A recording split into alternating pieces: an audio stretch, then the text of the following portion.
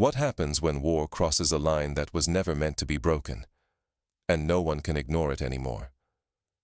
It started with a night in Bryansk, silent and heavy, as if the world itself was holding its breath. Suddenly, the stillness was shattered by the wail of an air raid siren, a sound that cut through the darkness and the snow, signaling a threat unlike any before. On radar screens, operators traced the arc of an incoming missile.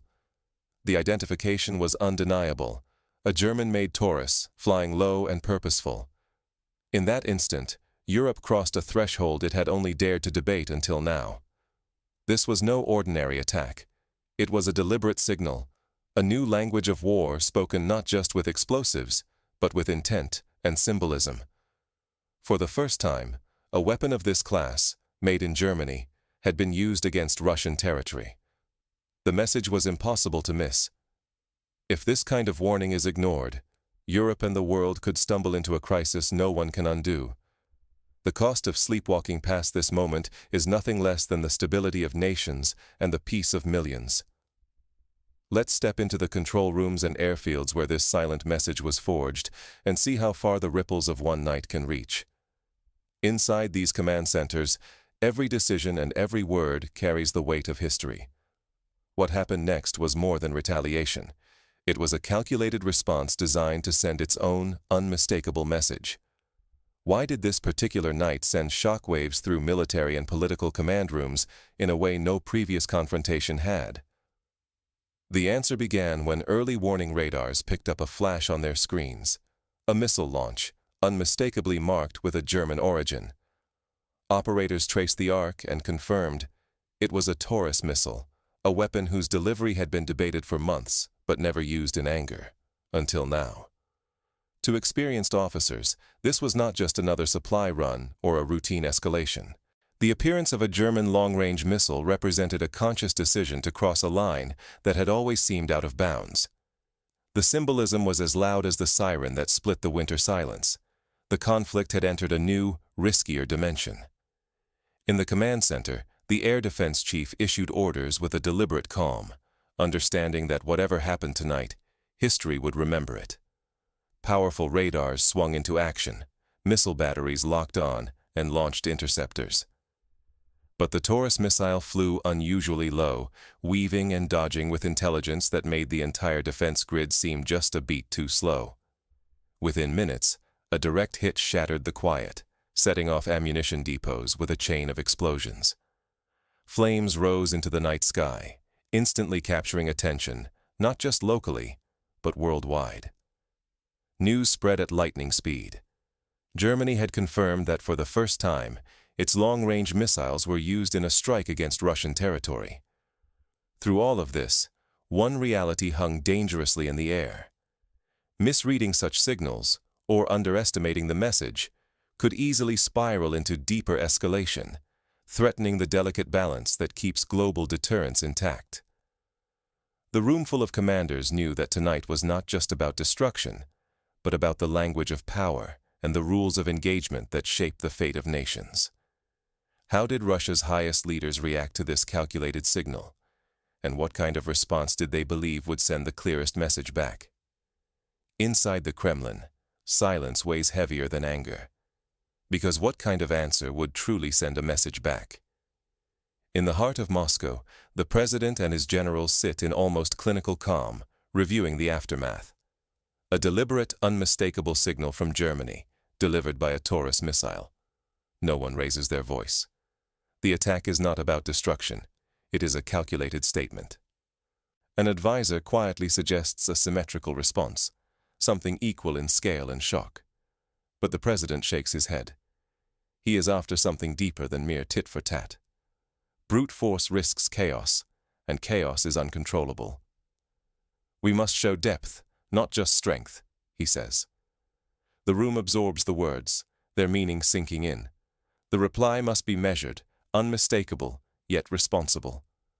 Orders ripple out in silence. Strategic air bases, hidden in the vastness of Russia, begin to stir. No alarms, no rush of panic. Pilots and ground crews for the legendary Tu-22M3 bombers move with steady discipline. This is not the start of a rampage. This is a demonstration, a show of what Russia can do, without crossing moral or legal lines. There will be no strikes on civilian cities, no reckless escalation. Instead, the operation is designed to be precise, targeting military infrastructure and nothing more. It is a message, not a revenge. The goal is to remind Europe and the world that no one's security can be taken for granted anymore. Beneath the cold focus is a warning. Every move in this conflict is being watched, weighed, and answered with intent, not impulse. But in this new era, the most powerful weapon may not be the bombers or the warheads, but the message they carry. One wrong decision could ignite catastrophe or unravel Russia's global standing. Every gesture, every flight, every signal is now a high-stakes game of nerves, where restraint can be as loud as aggression. Yet as engines roar to life and flight plans are quietly logged, the world holds its breath. What does a 21st century military reply really look like? And just who is supposed to hear its message? As Russian bombers rise into the silent night, the world holds its breath. Are we witnessing the brink of catastrophe, or a last-minute lesson in deterrence? The order is given. Across remote runways, strategic aircraft thunder into the air.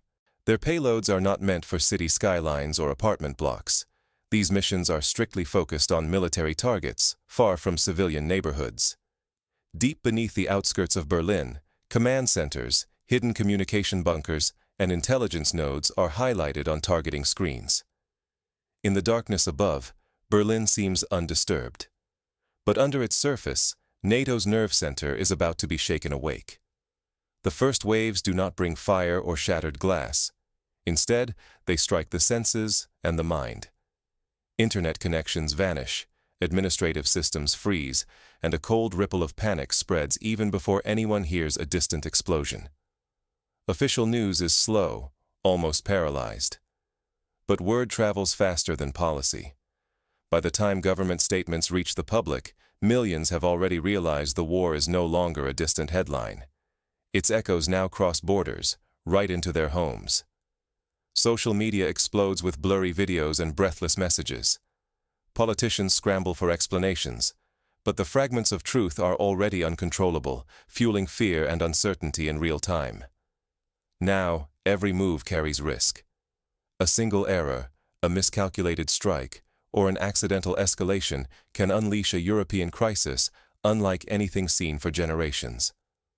The invisible lines of restraint are thinner than ever, and the consequences of crossing them are impossible to predict. But beyond the shock and headlines, what lessons can be drawn from this night about power, caution, and the fragile balance that keeps us from the abyss? When the missiles land, what's left is not only destruction, but a message. We hear, we see, and we answer. As dawn breaks, Russian crews return home, silent and tense. Their mission was never just about the target. It was a signal, broadcast across borders, meant to be understood by those watching as much as those directly involved. The world is now forced to reckon with a new language of conflict. Modern warfare is no longer measured only in craters or casualties, but in the silent weight of intention and the chilling clarity of response. Missiles are not simply weapons. They are messages, carefully composed and delivered. In this age, psychological dominance counts as much as firepower. Carefully calculated restraint becomes a tool of strategy, while ambiguity breeds uncertainty and caution. Each strike and each moment of holding back speaks volumes. Every decision unfolds as a statement, not only to adversaries, but to allies and onlookers around the globe. For both sides, the old rules are dissolving. Every action and every inaction ripples outward as a signal. Threats are measured, answers are tailored, and even silence now carries meaning. This night marks a turning point.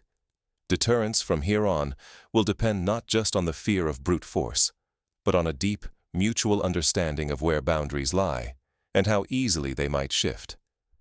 The true risk is misreading the signals, confusing calculated restraint for weakness, or mistaking a message for escalation. If we see only explosions and counterattacks, we miss what matters most: the silent war of nerves and messages, shaping tomorrow's world order in real time. But how should you, as an ordinary viewer, interpret these signals? And what do they mean for the safety and stability of your own life? Tonight's shadow war has changed the rules. Will you notice the next signal before it's too late? The silence that followed the missile strike was not just emptiness, but a message.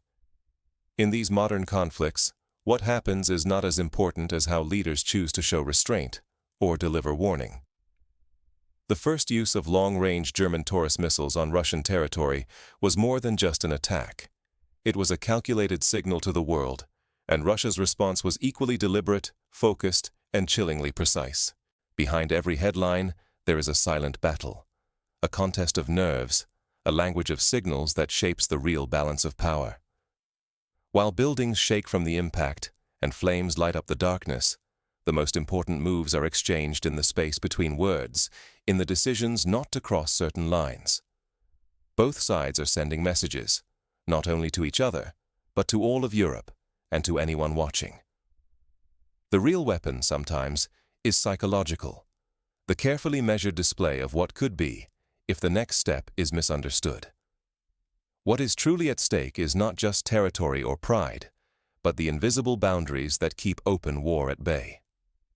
If we ignore the way these signals and warnings are sent, we risk missing the moment when those boundaries finally break. Only by learning to see beyond the obvious, by understanding the silent battles and the careful language of modern power, can we hope to predict tomorrow's headlines and protect our own sense of safety in a world where peace is always one wrong move away from being lost. Stay alert, because in this new age, the most crucial warnings are the ones that go unheard, until it is too late.